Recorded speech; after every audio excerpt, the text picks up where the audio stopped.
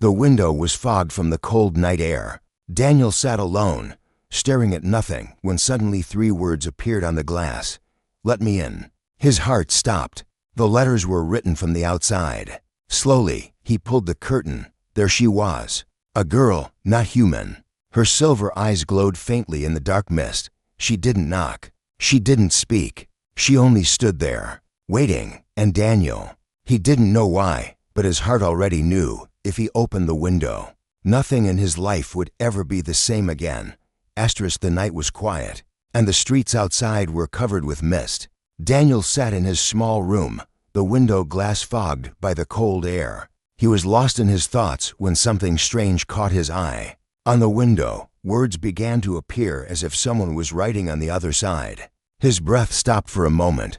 The words were clear and simple, 3 words only. "Let me in." Daniel blinked, not sure if he was imagining it. He leaned closer, wiping the fog with his hand, but the words were still there. Someone had written them from the outside. His heart beat faster.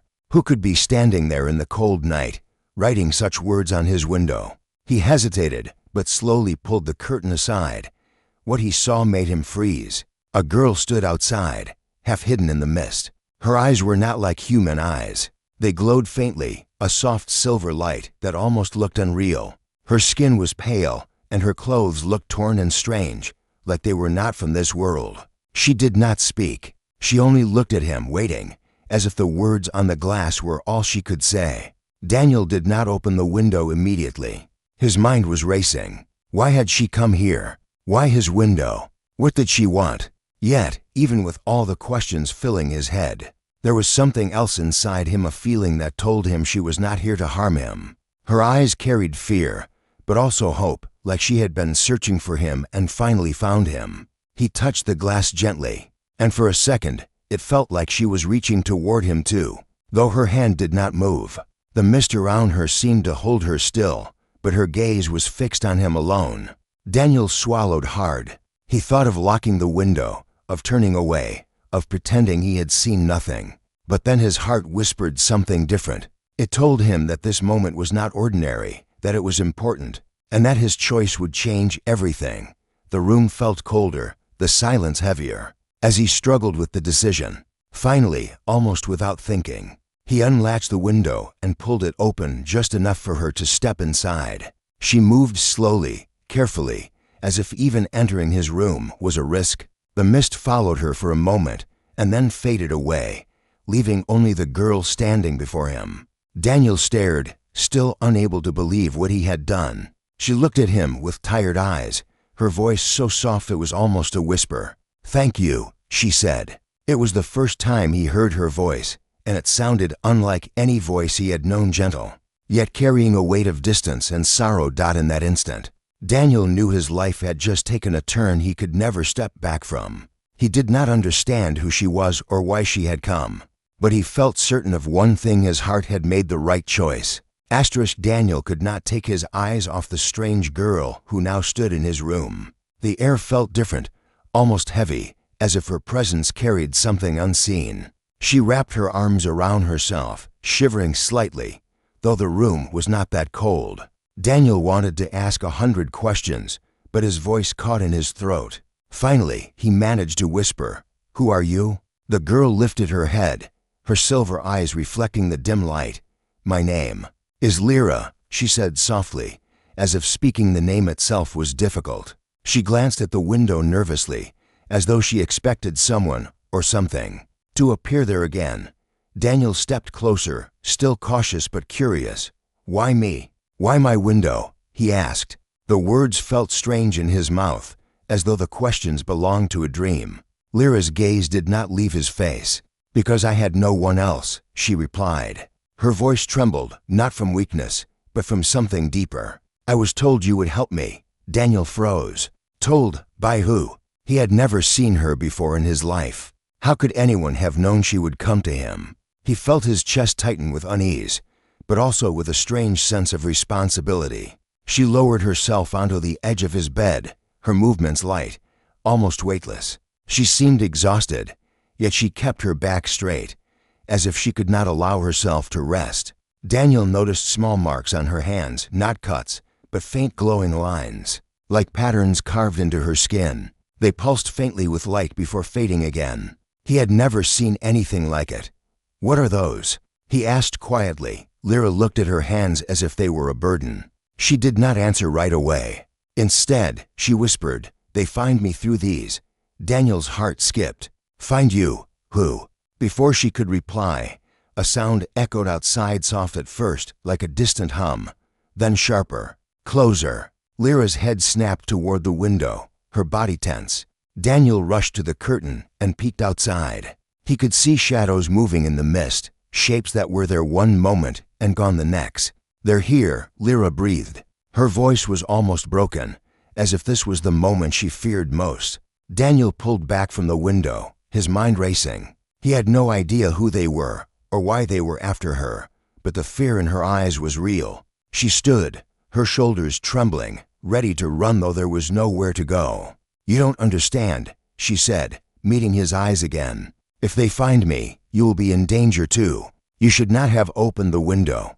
Daniel's chest tightened. Part of him wanted to believe this was a mistake, that she had chosen the wrong person. But deep down, he knew something different. He was caught in something bigger than himself now. And the words on the window had been the first step. The hum outside grew louder, closer, until it almost rattled the glass.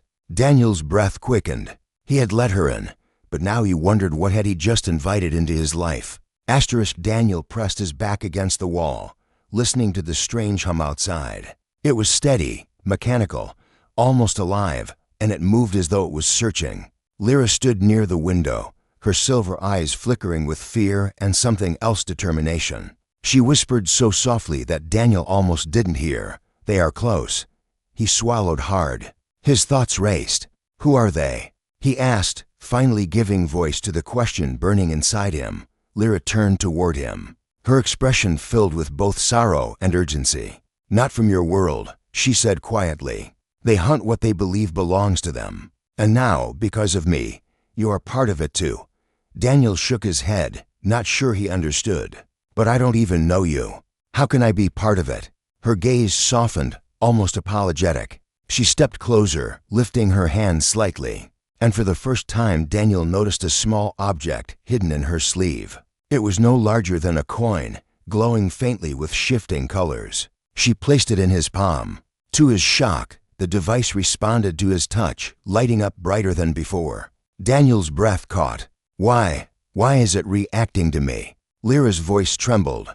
"Because it knows you. It is written into you. That is why I came." Confusion swept over him. How could something alien recognize him? He wanted to demand answers, but the sound outside grew sharper, pressing closer against the walls of the house. Lyra's eyes darted to the door, then back to him. "We don't have time," she whispered. "You have to decide, trust me, or leave me." The words hung heavy in the air. Daniel felt the weight of them pressing into his chest. His instinct screamed to run, to pretend none of this was happening. But his heart reminded him of the moment at the window when those 3 words had appeared. Something inside him had already chosen. "I won't leave you," Daniel said firmly, surprising himself with how steady his voice sounded. Lyra looked at him with relief that almost broke his heart. "Then we run together," she said. The humming sound suddenly shifted, as though whatever was outside had locked onto their position. Daniel grabbed his jacket, and Lyra moved closer to him, her presence both fragile and strong at the same time. They slipped quietly toward the back door, every creak of the floorboard sounding louder than it should dot as they stepped into the night. Daniel felt the mist cling to his skin, heavier than before. The air itself seemed to be alive, watching them. He glanced at Lyra, who walked quickly but carefully, her eyes scanning the darkness. For the first time, he noticed a faint glow following her steps, almost hidden but still there, as though the earth itself marked her passage. Daniel's mind spun with questions, but one thought kept returning: he had chosen. He didn't know where this path would lead, but the moment he let her in, his life had already changed forever. The mist clung to the ground as Daniel and Lyra moved further from the house. The hum behind them grew faint, but it did not disappear. Daniel could tell it was following at a distance, waiting for them to slow down. He tried to push the thought aside and focused on the girl walking at his side. Her steps were light, almost silent, but her shoulders trembled. She looked as though she carried a weight far heavier than her small frame. Daniel wanted to ask again who was chasing her, but something about her silence made him wait. Finally, when they reached the old shed at the edge of the field, she stopped. Lyra turned to him, her silver eyes glowing faintly in the dark. "You want the truth," she said, her voice steady though soft. "If I tell you, you will never live the same life again." Daniel's breath caught. He remembered the words on the window, the way his heart had answered before his mind could. He nodded slowly. "Tell me." She lifted her hand, and from her sleeve, the small glowing device appeared again. She held it out in the open, and the light shifted, forming faint patterns in the air shapes Daniel couldn't understand. "This is not just a tool," she whispered. "It is a key, and it only answers to you." Daniel stared at the light. "But why me? I'm no one special." Her expression softened, almost sad. "You are human," she said gently. "That is what makes you different. My people forgot what that means. Yours have not." The words struck him like something deep and old, as though they carried more weight than she wanted to admit. Daniel felt the device warming in his hand, pulsing in rhythm with his heartbeat. It was as if it had always been waiting for him. Lyra stepped closer, lowering her voice. "They want my blood because it holds memory, but it is your blood that unlocks it. That is why they cannot let you live if they find out." Daniel's chest tightened. The night felt colder, though the glow in his palm warmed him. He looked at Lyra and saw not just fear, but also trust. She had come to him because she believed he would listen, that he would choose. Before he could speak, the hum in the distance shifted again, sharper this time, closer. Lyra's eyes widened. "They have traced us. We cannot stay here." Daniel glanced at the open field, the dark trees beyond, and then back at the girl who stood waiting for his answer. Every path ahead felt uncertain, but he knew turning back was no longer possible. He closed his hand around the glowing device and nodded. "Then we go together." For the first time, a faint smile touched Lyra's lips, brief but real. And in that moment, Daniel felt something stir inside him, not fear, but a strange sense of belonging to something larger than himself. The night stretched endlessly as Daniel and Lyra moved deeper into the trees. The mist followed them like a living shadow, curling around their steps. Daniel's hand gripped the glowing device tightly, its gentle pulse matching the rhythm of his heart. Every time he looked at it, he felt both comfort and dread, as if it carried answers he was not ready to hear. Lyra walked ahead, her silver eyes glowing faintly in the dark. She looked stronger now, but her voice betrayed her unease. "They will not stop," she whispered. "If we slow down, they will catch us. If they catch us, everything ends." Daniel frowned, his chest heavy. "Everything? You mean for you?" She shook her head. "No, for your kind to." The words chilled him more than the mist ever could. He wanted to ask how, but before he could, the forest around them stirred with a low vibration. Branches trembled, and the ground seemed to hum. Daniel's stomach twisted. They were not alone anymore. Lyra turned sharply, her eyes darting through the trees. "They are here," she said, her voice urgent but steady. She reached for his arm, guiding him toward a narrow path hidden by roots and branches. They ran together, their breaths quick and uneven, yet the sound behind them grew louder. At last they stumbled into a small clearing where moonlight spilled across the ground. Daniel stopped, gasping for air, and Lyra faced him with desperation in her gaze. "Listen to me," she said quickly. "They don't only want me. They want you now too. If they take you, there will be no one left who can stop them." Daniel's throat tightened. "Stop them from what?" She looked at him as if the answer was too heavy for words. Then she pointed at the device in his hand. "That is not just light. It is memory. It carries knowledge. They fear knowledge only you can unlock. You are the one who can choose how it will be used." Daniel stared down at it, the soft glow bathing his skin. He never imagined his quiet life could lead to something like this. Yet, as the sound of pursuit closed in, he realized he had no more time to question. His choice was no longer about belief, it was about survival. "I'm not leaving you," he said firmly. Louder than he expected, Lyra's eyes widened. She seemed both startled and grateful. "Then you are braver than you know," she whispered. The hum around the clearing grew sharper, the mist thickening until shapes began to flicker at its edge. Daniel's pulse quickened. They were surrounded. Lyra took a step closer to him, her voice low but steady. Whatever happens, do not let go of that device. It answers to you alone.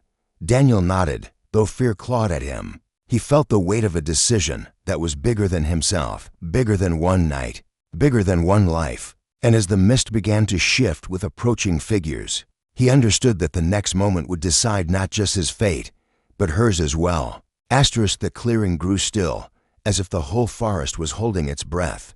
Daniel stood with the glowing device warm in his hand, the mist curling tighter around him and Lyra. Shapes flickered at the edge of the light shadows that were not quite solid, not quite air. The hum pressed against his ears, steady and sharp, like a warning.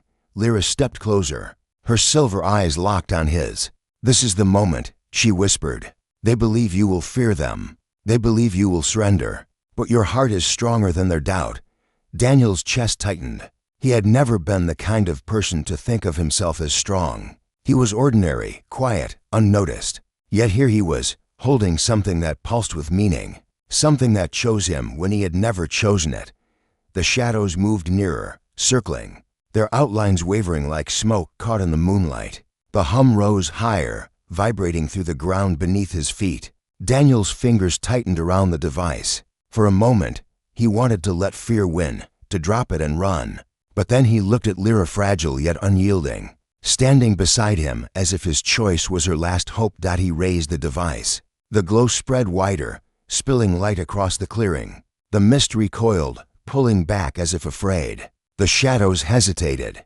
Then the light shifted, pulsing in rhythm with his heartbeat.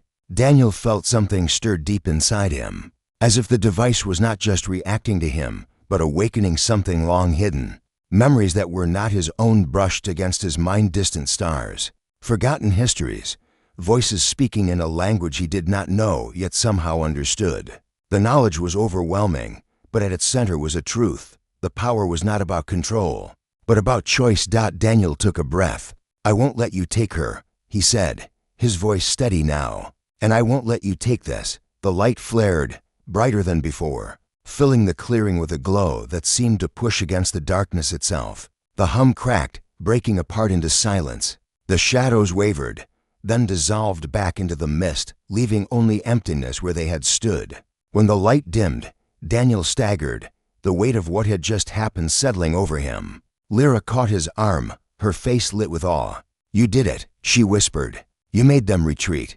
Daniel looked at the device in his hand. It was no longer just a strange object, it was part of him now, a bond between his heart and something far greater. He turned to Lyra, searching her eyes. "What happens now?" Her smile was soft, filled with gratitude and something deeper. "Now, we walk forward," she said, "together, because your choice has changed more than tonight. It has changed tomorrow." Daniel felt the truth of her words settle inside him. He had opened the window to a stranger and stepped into a future he could never have imagined. And though the path ahead was unknown, his heart knew it had chosen right.